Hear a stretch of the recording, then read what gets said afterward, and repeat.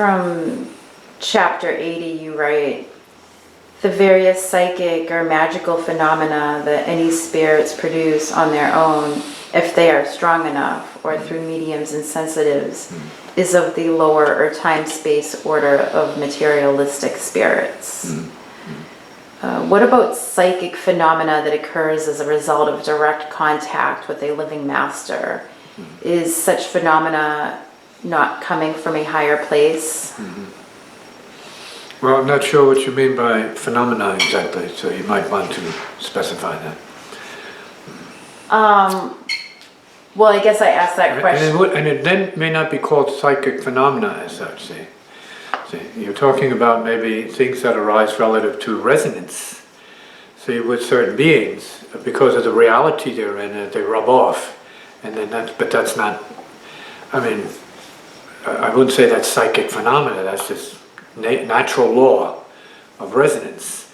See, if you enter, let's say, a forum of, let's say, intellectuals of a certain level, then you're going to be a part of that. You're going to feel it. You're going to even feel their thoughts. You're going to, by resonance. So it can't be considered psychic phenomena because you open yourself to it and it's just there. It's a reality that you're a part of.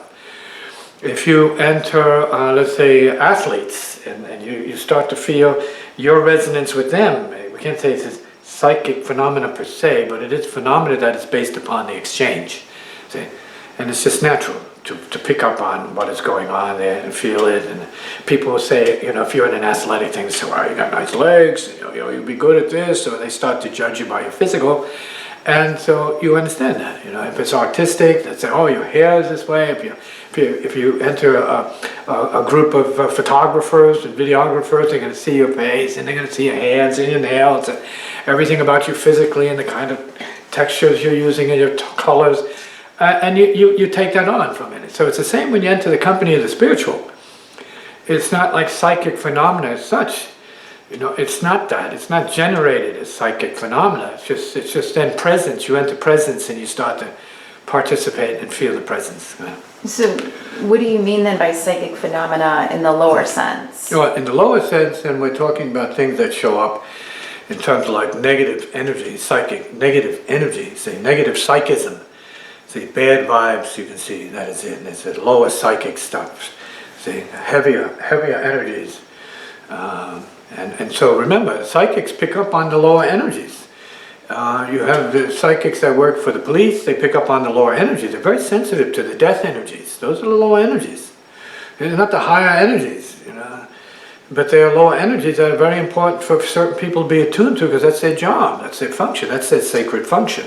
See, to make the dead, make the living aware of the dead, make the dead living. For those who need to know that the dead are not dead, and you're not really just killing people off and then you forget about them in all cases. Because those who are the mediums for the dead will let you know, no, the dead are still here. They will tell you that. They'll prove it to you in their way. See? And so we're talking, that's the lower psychic there, lower feelings, lower psychic, astral, pain, darkness, heaviness, lower psychic. Yes, that's the lower psychic. Okay, negative energy. Then you have the middling psychic energy, sensitivity. And then that sort of like transforms into knowingness, see, intuition. See, we all have that. We're all psychic in that sense. We all feel, right? But we don't feel to translate in the way that certain psychics and mediums feel, to translate it for others. See, that's their job. And then we're here to work as you're doing your service in the public, you're there to translate that for the public. See, your job, your skills are translated. Everybody has their skills. They have to translate. So you're a medium for that work. In every case, everybody's a medium for your specific work. We have to understand that. Postal work, banking work, military work, that's the kind of medium you are. You're mediumizing that kind of, mediating that kind of work. See? That kind of function, that kind of, let's say, experience for the people. Chapter 81, you write, true affections are rooted in the reality of goodness. False affections are rooted in lust and selfish desire. Each spirit soul is capable of both. How can one tell or be sure if the affections they're receiving from someone is true or rooted in selfishness? Well, you have to know what your own selfishness is. That's your gauge.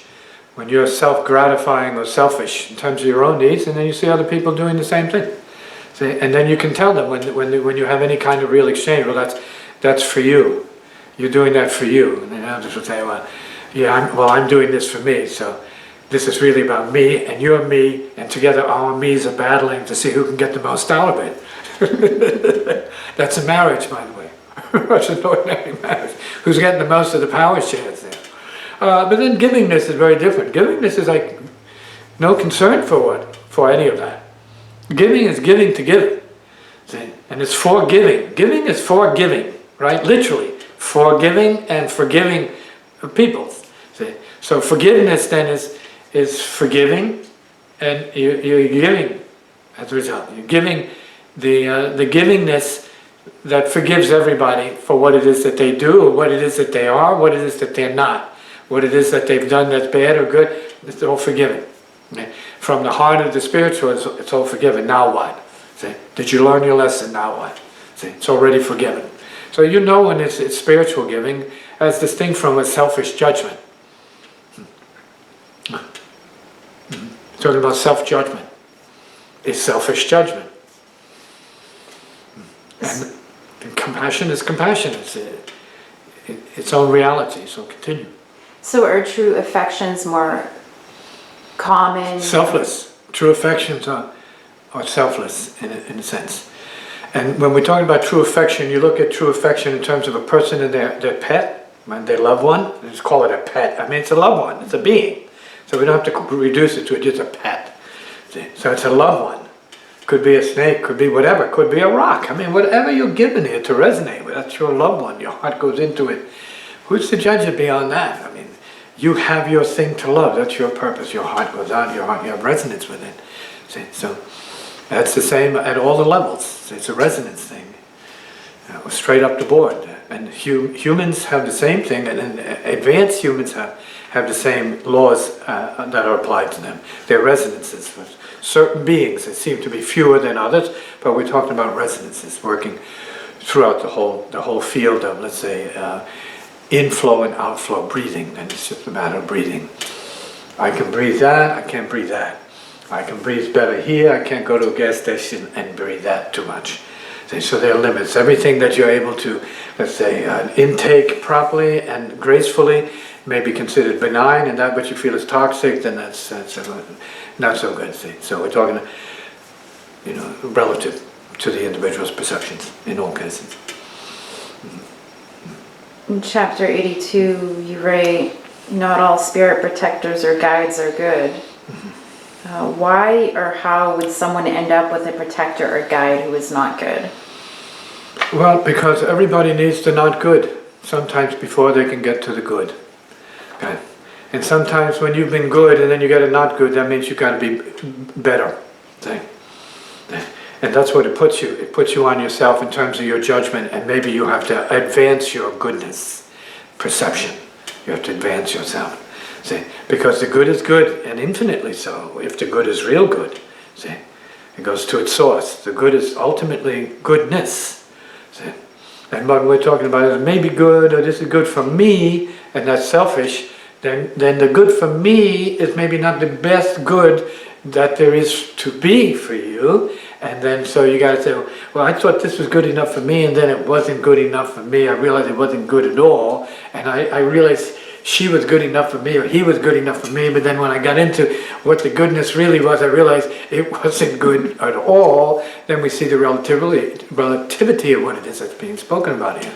And we have to see beyond what is self-good as distinct from real good. So as long as you're self-good, then you have to take what comes with that. If you're real good, then you have to take what comes with that. And if you're beyond good and bad, then you have to take what comes with that too. So is there a way for one to determine... You mean some kind of consumer guide? Yeah, you have to be your judge there. You have to be your best guide there. You see, the idea is you need to know what the real good is. See, the real good is. Some people have a knack for that. They have a certain kind of sense for what the real good is. And I don't mean in goods, I mean the material good, in terms of fine silks, and fine gold, and fine silver, and fine diamonds, right? All of this is relative. See, but the goodness for yourself has to come out of your heart. That's why it is important. If you want good, as they say, those who live by the sword, die by the sword, there's something valid in that, just as if you live by goodness and you die by goodness. And the more good you create and produce, the more output you have in that sense of goodness. And I don't mean just physical generosity, because you can be a degenerate giving because you have something to give, and that's not going to undo the karma of your degeneracy. Okay, so just putting out good things out there is not going to undo your disrespect for yourself or others. Because money is not going to make a difference. Well, I gave $4 million, so maybe I get $4 million worth of spiritual benefits. Doesn't work that way. You can have 100 zillion, and it's not going to amount to anything. See, if there's no goodness, no heart goodness, genuine goodness behind it. See, because then you're conducting your materialistic business at what appears to be at a level that you think is spiritual. You don't do that. The spiritual is not there. It's all material for that person. Say, oh, I'm going to give this to this charity, but I'm not a good person. I know I'm not a good person, but I'm going to give it to charity and look good.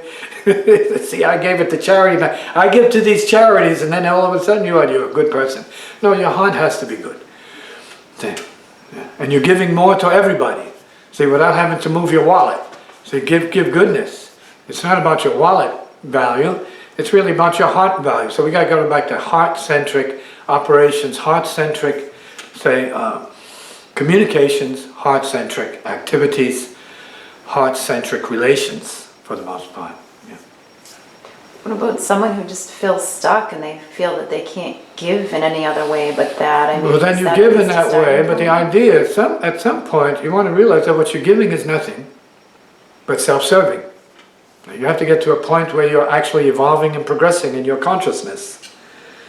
And try, the idea is you have to evolve, you have to progress. That's why there is such a thing as progression. See? And if you're satisfied with your regression, that's your right. You have to realize that you've regressed, you're in a regressive state, and you want to progress. And so you have to have this impulse, because everyone's given the impulse to regress and to progress, to open up more and really want more consciousness, not just more stuff to limit your consciousness by and define your consciousness by or ego trip by, but to have consciousness that enables you to see more by and feel more by and hear more by and love more by, if that's possible. We need an expansion of consciousness, and you need to progress from the depths of, let's say, contraction, constriction, and suffering. You have to evolve. So you want more. And to the degree that you ask, then you shall receive. You have to want more. Not materialism, but more of spirit. And you may receive under those circumstances. If your plea is, correct. If you want for others, you're going to move forward. You will move forward. I'm not saying you're going to move forward this way, but if you want for others, you may move forward that way. If you want grace for others, then you may start to move forward. You want grace, blessings, and enlightenment for others, it is possible. You are asking for that which the higher forces can open to you. If you're only wanting to just give people more pennies and dimes so they can have more just to eat, I say that's good. You're moving forward. That's generosity. It's good. That's not enough, because they don't need that. They need wisdom and they need light to do better for themselves. They need light so they can see what more they can do. They need wisdom to figure out how to better do things, understanding well. If they have wisdom, then they know how things work. Then we're saying they're in progression. Because now where they didn't have before, now they have. And I'm not talking about the wallet value. What they didn't have in terms of their wisdom, now they have more wisdom, and they can share more, they can expand their consciousness and become, let's say, a positive force for other peeps. Because you don't need to be out of poverty to bring wealth to peeps. You can have all the wealth in the world. You can be impoverished materially and have a heart full of wisdom and compassion and bring light to other peeps, especially the impoverished peeps. Because they may not have that money, but they need light. They need that love, light of love. See? They need that. See? They need that boost. See? They need that support. See? They need to know somebody cares for them. See? And so that is what we are talking about now. Compassion is a light. See? Compassion is a wealth, and it's a sign of grace in the human spirit. From chapter 82, you write, "The spirit world as we know it is an intermediary one and one in progress, with angels and guides making progress as well as their wards." Would you say that the relationship or arrangement that one has with their spirit guardian or guide is a mutually beneficial one? It would have to be. There's no question about it. You help your guide. Your guide helps you. You help your guide in return. See? We've seen this characterized in motion pictures, right, where the angel can only go as far as they help others. See? And if they haven't been able to reach the others they have to help, see, then they are left in a certain kind of limbo. See? So their progression is dependent upon who they help in the process. There's something lawful about that at the relative level of things. And then of course we would say, well, there's more to it than that.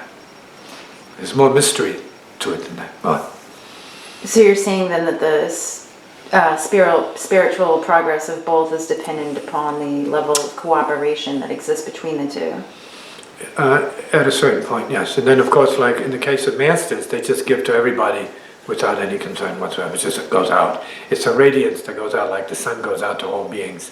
And once you get to that level of effulgence, then you understand what that is. And each one of us has the same effulgence capability, but we're not living as that conscious effulgence. But each one of us is a living light to all beings. But of course, we, depending on our karma and our self-view and let's say our level of suffering or our level of liberation, we are relatively putting out a certain amount of light and luminosity and illumination to other people. We can increase that, but can we increase that to the infinite? That's the question. Yeah. Also from chapter 82, you write, "The master souls who operate on the subtle and powerful ways have tremendous power of influence over not only incarnate beings, but their protector spirits as well. This influence, if negative, often accounts for many seekers or students of various inherited or presumed traditions of spiritual practice having to remain confused, dazed, divided, or even left alone on astral levels. Why would a master soul allow for that to happen? Would the negative influence that you're referring to be intentional?" In some cases it's a choice, as in the case of Lucifer and other fallen angels. They have the power, they have the mastery, they have the relationship to the divine, but they have other things, other elements that they're working from. See? So there are many out here who have the power and they are masters of the earth element, and they choose to do, say, very questionable things with their power. See? So they are amongst us everywhere, in business, in art, in science, everywhere, in medicine, right? And in the industry. You see that. And they're out here polluting the earth. They're doing all kinds of things that you wonder if they really are really gifted and given with common sense, let alone genius. Where's the common sense? How can we thrive on a planet we're killing so effectively, so continually, so thoroughly? It makes no sense. See? So this is a question of the validity and credibility of what genius is and how it's being used and applied, and how subordinate it has become to higher principle and true, more pure ethics in this case at this time on this planet. We would have to ask that, we'd have to wonder. And if that's a wonder we as mortal beings have, then certainly the higher beings will have a big question about it as well, too.